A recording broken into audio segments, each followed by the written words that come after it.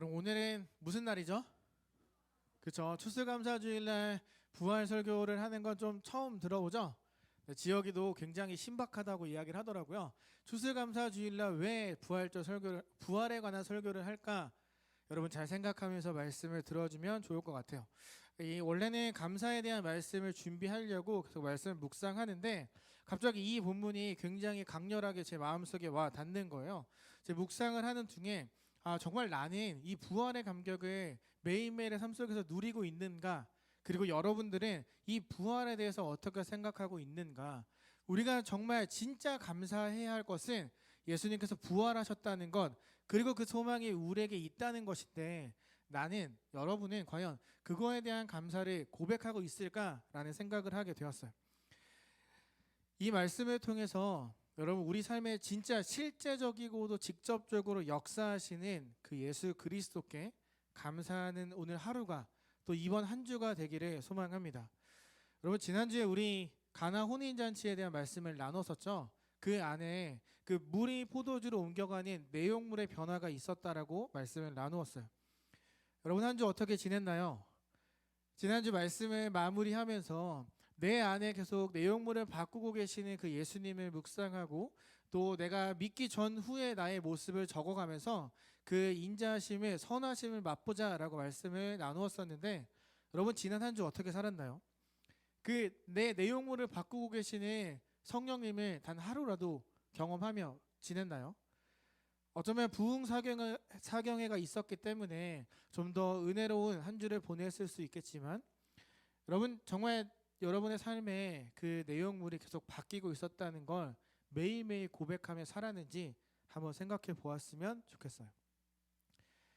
여러분의 내용물이 지금 이 순간에도 바뀌고 있다는 것 혹시 정말 믿고 있나요? 진짜 믿어요?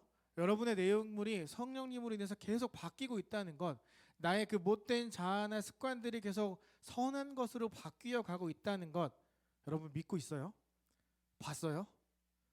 어떻게 믿어요? 이걸 믿는 게 믿음이겠죠.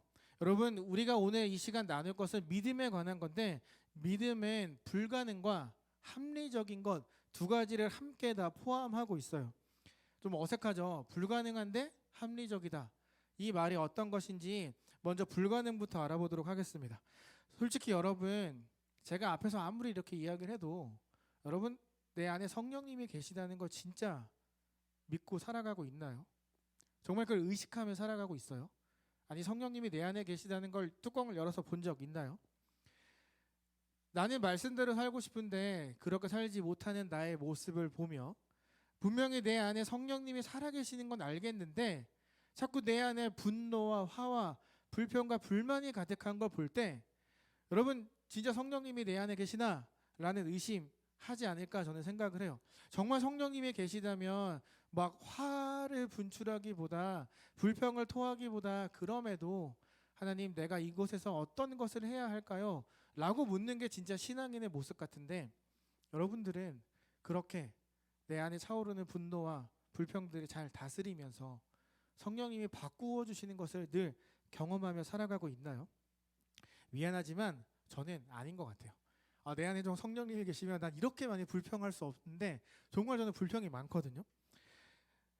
근데 내 안에 성령님이 계시는 건 알겠는데 내 삶은 바뀌지 않고 내 말이나 행동은 자꾸 불평과 투덜거리는 게 나오고 이게 무엇일까라는 생각을 할 때가 참 많아요.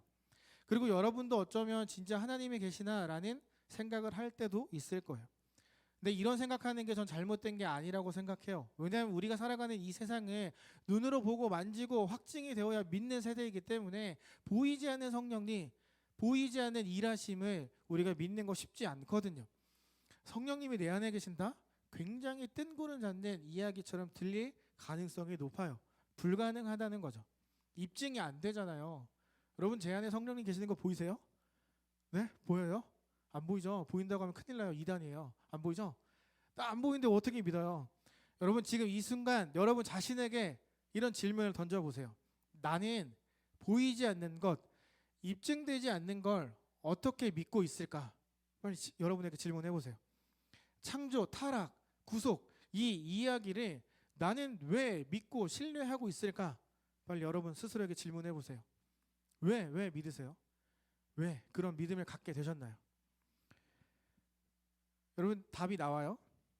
여러분 어떻게 이 이해가 되지 않는 성경의 이야기를 사실로 받아들이고 믿고 신뢰하게 되었나요? 왜 질문해 보세요. 여러분 스스로에게. 믿음을 어떻게 갖게 되었나요? 아니 어떻게 나한테 믿음이라는 게 생긴 것 같으세요?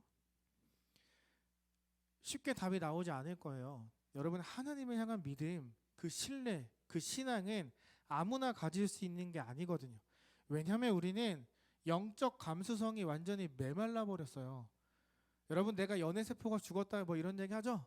그거보다 더 심하게 우리의 영적 감수성, 하나님을 느낄 수 있는 영적인 그 능력이 없어지다 못해 박살난 존재가 우리란 말이에요. 그렇게 망가져버린 영적 감수성으론 우리의 힘으로 유일한 신 하나님을 향한 믿음을 절대 가질 수가 없어요. 여러분 주위를 둘러볼래요? 아니 지금 말고 여러분의 그 학교 그 모든 사람들의 그 돌아보면 이단에 빠진 사람도 있을 거고 다른 종교를 가진 사람도 있을 거고 무신론자도 있을 거예요. 각기 다른 신을 향해 자신의 마음을 고백하는 사람들, 무언가를 붙잡고 싶기 때문이겠죠. 그러다 마음에 드는 신이 없는 사람들은 무신론자가 될 거고, 성령님이 내 안에 계시다는 것, 그리고 내용물이 지금 이 순간에도 변화되고 있다는 것, 다시 말해 보이지 않는 것에 대한 신뢰와 신앙을 갖는다는 건 불가능한 일이에요. 저와 여러분이 갖고 있는 그 믿음은 어떠한 초월적인 존재가 우리의 마음을 열고 들어왔기 때문에 가질 수 있게 된 거예요. 다시 말해 내 힘으로, 내 능력으로, 내 지식으론 이 하나님을 향한 믿음이라는 걸 우리가 가질 수 없다는 거죠. 눈에 보이는 것만 믿고 눈에 보이는 것에 마음을 빼앗기는 우리가 어떻게 보이지 않는 그 영원한 미래의 것을 소망하며 마음에 품을 수 있겠어요? 이건 절대 불가능의 영역이에요. 우리가 할 수 없는. 그럼 우리의 믿음은 이성으로 설명할 수 없는 거냐? 또 그건 또 아니에요. 왜냐하면 믿음은 굉장히 합리적이기 때문이에요. 우리가 보지 못했지만 예수님의 탄생과 죽음의 길, 그리고 부활을 목격한 사람들이 분명히 존재하고 그것이 성경에 기록되어 있기 때문에 이건 이성적이고 합리적인 말로 표현할 수 있는 거예요. 여러분들이 지금 믿고 있는 그 신앙에 보이지 않는 것, 그리고 어떤 뇌피셜로 쓴 내용을 우리가 믿고 세뇌되어서 하나님이란 존재가 있구나 라고 생각하는 게 아니라 진짜로 이성적으로 합리적으로 표현할 수 있는 것이 우리의 믿음이라는 거예요. 이거는 정말 확실한 증거들에게서 시작이 되었어요. 우리의 믿음은 불가능하지만 불가능을 가능으로 바꾸어 주신 하나님께서 우리에게 이걸 또 이성적으로 설명해 주신 사건이 있어요. 여러분 믿음은 합리적이다라고 생각하는 것, 그리고 이해하는 것 굉장히 중요해요. 불가능한 것을 우리가 계속 마음을 갖고 쏟으면 보이지 않기 때문에 그 마음을 곧 잃어버릴 가능성이 높거든요. 그런데 믿음이 합리적이고 정말 이게 사실에 입각해서 나타난 것이란 걸 여러분이 믿는다면, 그거를 이해한다면 마음이 흔들리지 않고 더 단단한 믿음을 갖게 될 거예요. 왜냐하면 오늘 우리가 함께 나눠볼 이 본문에 나온 사람들이 바로 불가능을 가능으로, 또 머리로 이해되지 않는 사건을 이성적으로 받아들이는 그러한 시간을 보냈거든요. 여러분 예수님께서 살아계실 때 부활에 대해서 그렇게 많이 말씀을 하셨어요. 근데 제자들이 안 믿었어요. 그 사람들 생각에 부활은 말이 되지 않는 거예요. 부활한 나사로를 보았지만 이 내 앞에는 예수님이 부활할 걸 기대하지 않았어요. 일단 당시 헬라인들은 이 육체를 굉장히 약하고 악한 것으로 보았어요. 악의 근원으로 보았어요. 그리고 정신, 영혼에 굉장히 선한 것으로 보았어요. 헬라인들의 관점으론 사람의 진정한 구원은 내가 죽고 그 안에 갇혀있던 영혼이 빠져나올 때 구원이 일어난다라고 생각을 한 거예요. 그러니까 영혼이 해방을 받는데 어떻게 악하고 더러운 이 육체가 다시 부활하느냐? 부활은 없다라고 이야기를 했어요. 그리고 유대인들은 그와 반대로 육체도 하나님이 만드셨기 때문에 선한 피조물이다 라고는 여겼지만 이 육체가 껍데기가 다시 일어나서 부활한다는 건 절대 믿지 않았어요. 그리고 그들은 결정적으로 하나님이 사람의 모습으로 온다는 걸 믿지 않았고, 그리고 하나님의 아들이 될 수 없다라고 생각을 했어요. 그러니까 그들의 사고 체계론, 하나님이 인간이 되고 인간이 우리와 똑같이 살아가는데 저 사람이 저 십자가에 달려 죽는다? 저거는 아닐 거야 라는 그런 사고 체계가 있었다는 거죠. 정신 나간 터무니없는 이야기로 받아들였어요. 제자들은 그것을 좀 더 이해해서 예수님의 구세주입니다 라고 고백은 했으나 그들의 여전한 사고 체계로는 부활이 믿어지지 않았던 거죠. 그 사고의 영역을 넘어서는 게 부활 불가능이었으니까. 근데 여러분, 굉장히 아이러니한 건 예수님의 제자들과 그와 함께했던 모든 사람들은 부활을 믿지 않았는데, 예수님의 십자가에 달려 죽인 사람들은 예수가 부활할 수도 있다, 그러니 경비병들아 가서 지켜라 라고 이야기를 해요. 세상은, 마귀는 예수님의 부활을 믿었지만 예수님과 함께했던 사람들은 부활을 믿지 못했다는 거죠. 세상은 알고 있었던 거예요. 사람들은 믿지 못하지만 저 사람이, 저 신이 우리를, 이 사람들을 구원해낼 구세주라는 걸 알고 부활을 숨기려고 했던 거죠. 우리가 오늘 11절부터 읽었지만 1절부터 쭉 보면 예수님의 그 부활을 처음으로 발견한 사람은 막달라 마리아였어요. 안식 후 첫날 아직 어두울 때 무덤에 딱 왔는데 충격을 받았어요. 당연히 돌로 무덤이 닫혀 있을 거라고 생각했는데 활짝 열려 있었어요. 자기보다 먼저 온 사람이 없거든요. 그럼 이제 여기서 우리가 생각할 수 있는 변수가 있죠. 막달라 마리아보다 누가 먼저 와서 문을 열었다, 혹은 제자들이 먼저 와서 시신을 보았다, 아니면 막달라 마리아에게 말하지 않고 다른 사람이 먼저 왔다, 여러 가지 변수를 생각할 수 있겠죠. 그런데 이 모든 변수 중에 마리아가 생각했던 건 시체를 누가 훔쳐갔다였어요. 동굴 안에 볼 엄두를 내지 않고 뛰어내려가서 베드로와 예수님이 사랑하는 제자를 데리고 와요. 그리고 베드로는 들어가서 그 안에 어떤 일들이 있었는지를 보고 사랑하는 제자는 밖에 있다가 뒤늦게 그 안에 들어가요. 여러분, 예수님의 제자들이라면, 최소한 예수님의 그 죽음을 지켰던 제자들이라면 그걸 딱 보고 부활하셨다라고 고백했어야만 해요. 3년 내내 들었던 것 예수님의 부활이었으니까. 근데 부활이란 단어를 생각해내지 못한 거죠. 모든 사람들처럼 제자들도 죽은 자 가운데서 사람이 다시 일어나는 건 불가능해 라고 생각했어요. 왜냐하면 그들도 우리처럼 영적인 감수성이 완전히 메말라 버렸기 때문이에요. 예수님과 함께 할 때 살아나던 그 영적 감수성의 세포가 예수님이 보이지 않자, 내 눈에서 사라지자 다 죽어버리게 된 거죠. 영적으로 눈이 멀어버린 거예요. 보이지 않는 거죠. 부활이 그들의 삶에 어떤 유익도 기쁨도 주지 못했던 거예요. 자, 여러분에게 질문합니다. 여러분에겐 이 부활이 어떤 의미로 다가오고 있습니까? 이 부활이 여러분의 삶에 어떤 영향을 주고 있나요? 아니, 부활을 매일매일 묵상하며 여러분 살아가고 있나요? 다시, 여러분의 영적인 감수성은 괜찮은가요? 여러분의 영적인 시선은 어디를 향해 있나요? 여러분은 누구를 바라보며 세상을 살아가고 있었나요? 부활, 그분의 살아나심, 그리고 우리를 구원해 주심, 이게 여러분의 삶에 어떤 영향을 주고 있었어요? 이게 여러분의 올 한 해의 감사의 제목이 된 적 있었나요? 막달라 마리아가 처음에 봤다고 했죠. 여러분, 막달라 마리아라는 여자가 이 부활을 최초로 목격했다는 건 굉장히 정말 세상 중요한 포인트예요. 당시 여성의 지위는 미안하지만 유대 법정이나 로마의 법정에서 증인이 될 그런 자격이 없었어요.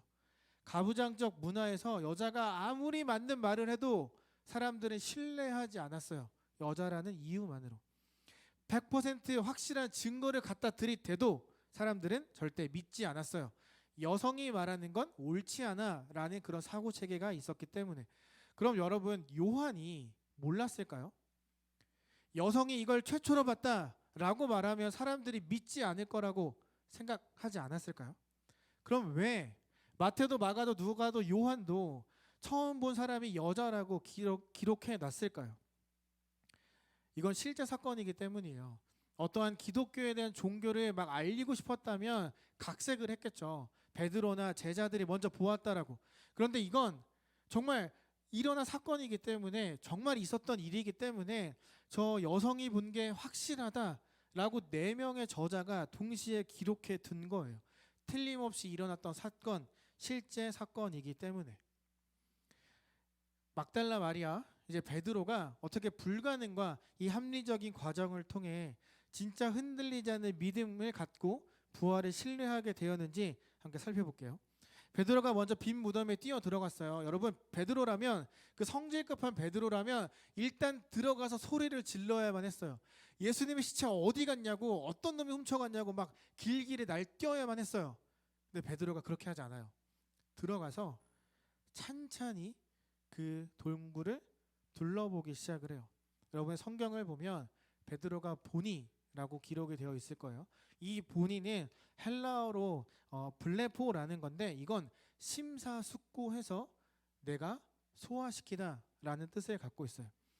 원래대로라면 들어가서 깽판 치면서 막 소리를 질렀어야 될 베드로가 찬찬히 그 빈 무덤을 살펴보면서 자신의 생각으로 계속 되뇌이면서 이 상황을 소화시키고 있는 거예요. 아마 이런 생각을 하지 않았을까 싶어요. 첫째, 예수님과 함께 하고 싶었던 어떤 사람이라면 굳이 수의를 벗기지 않았을 거다. 그냥 그 시체를 들고 갔을 거다. 죽은 지 3일이 지나 몸에서 냄새가 나기 시작하는 그 시체에 수의를 벗기는 일을 하지 않았을 거다. 두 번째, 예수님의 적이 가져갔다면 이 세마포도 머리를 둘러싼 천도 이곳에 남겨두지 않고 그대로 다 가져갔을 거다. 베드로가 찬찬히 살펴보니까 수의가 찢겨진 흔적도 없고 둘러쌌던 세마포도 그대로 있고 머리를 둘러쌌던 천도 그대로 있는 거예요. 그러니까 베드로가 심사숙고해서 그 상황을 찬찬히 살펴보다 소화시킨 거예요. 부활은 불가능해 라는 그의 입장이 그 빈 무덤을 보며 예수님이 부활하셨을까? 부활하신다고 하셨는데 부활하신 건 아닐까? 예수님의 부활은 진짜구나 라고 심사숙고하며 소화시키기 시작을 했어요. 불가능하다 해서 가능하다로 바뀌기 시작을 하는 거죠. 이게 바로 아까 말했던 불가능한 믿음을 가능한 믿음으로 갖게 된 순간이에요. 베드로는 안에서 천천히 쳐다보면서 소화시키고 있을 때 마리아는 밖에 있었어요. 그리고 누군가가 마리아야 라고 불러요. 여러분, 여기서 첫 번째 불렀던 마리아야 라는 이 부름은 아담과 하와가 선악을 알게 한 나무 열매를 먹고 벌거벗은 것을 부끄러워서 숨었을 때 하나님이 나타나셔서 너희 어디 있니? 라고 물어보았던 질문과 같아요.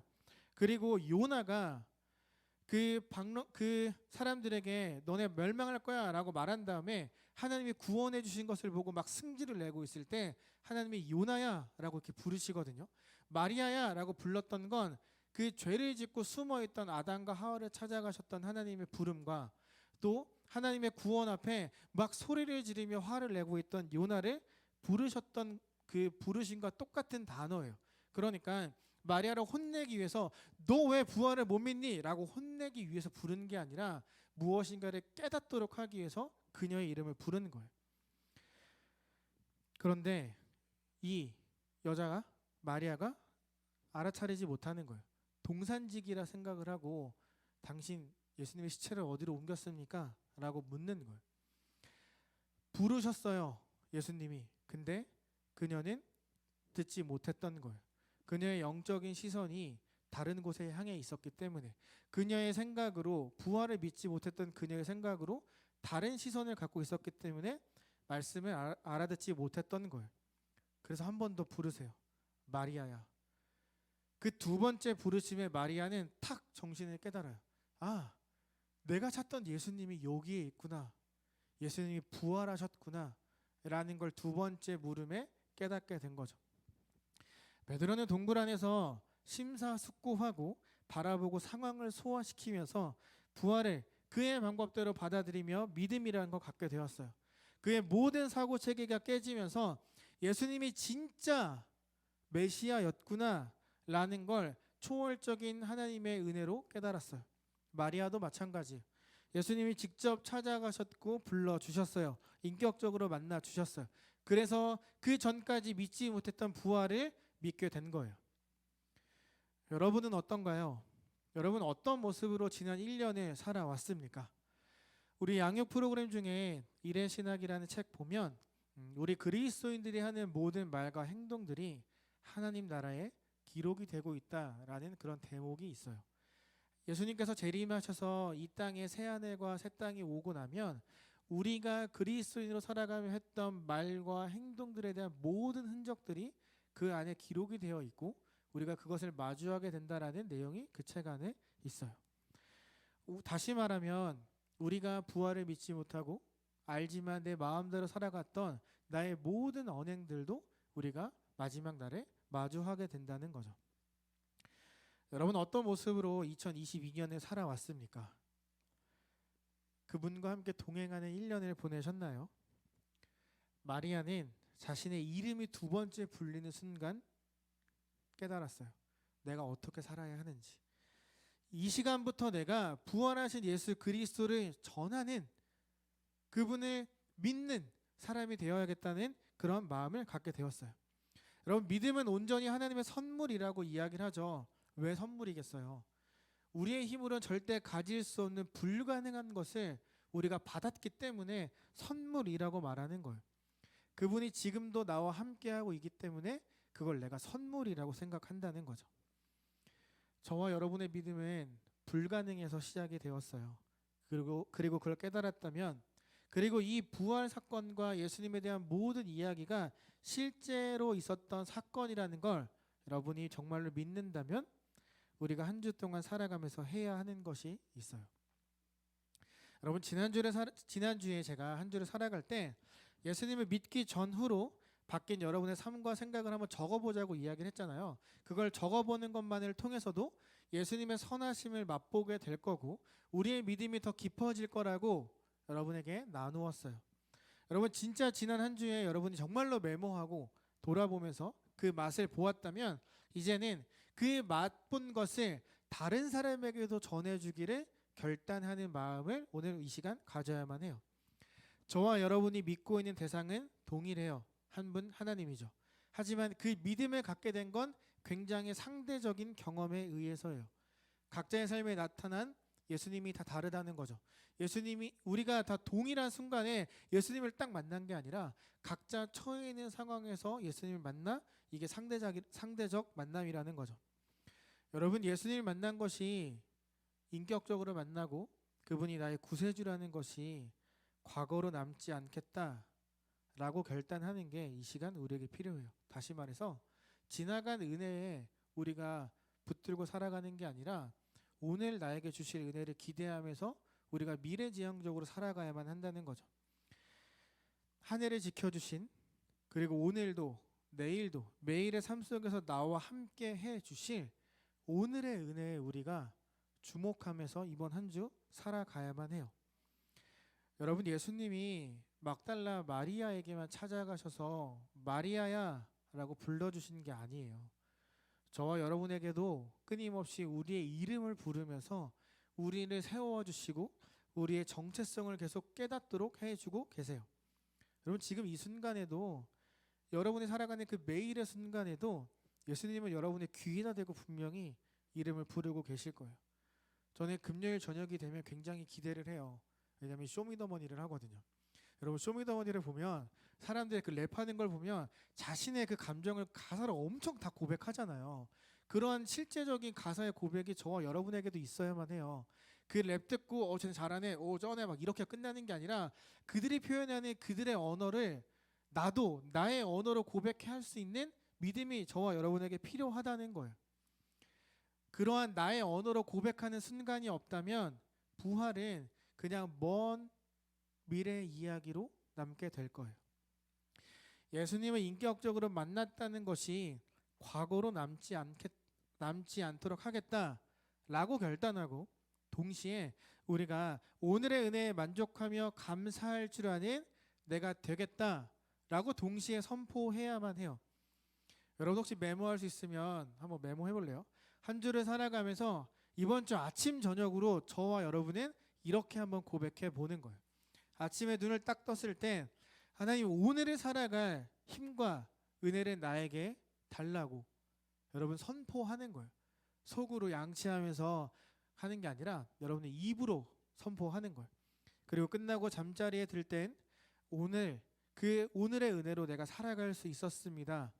감사합니다. 라고 고백하는 그런 결단이 저와 여러분에게 있었으면 좋겠어요. 여러분, 이 정말 사소한 문장이지만 이 문장을 우리가 아침 저녁으로 고백할 때 이 불가능한 믿음을 가진 것이 얼마나 기쁜 일인지, 그리고 내 이름을 불러주시는 존재가 있다는 것이 얼마나 감사한 것인지를 더 많이 깨닫게 될 거예요. 여러분, 이번 한 주 저와 여러분의 미션이에요. 아침과 저녁으로 꼭 이렇게 선포하면서 하나님 앞에 정말 그 은혜와 감사를 고백할 수 있는 저와 여러분이 되기를 간절히 소망하며 예수님의 이름으로 축복합니다.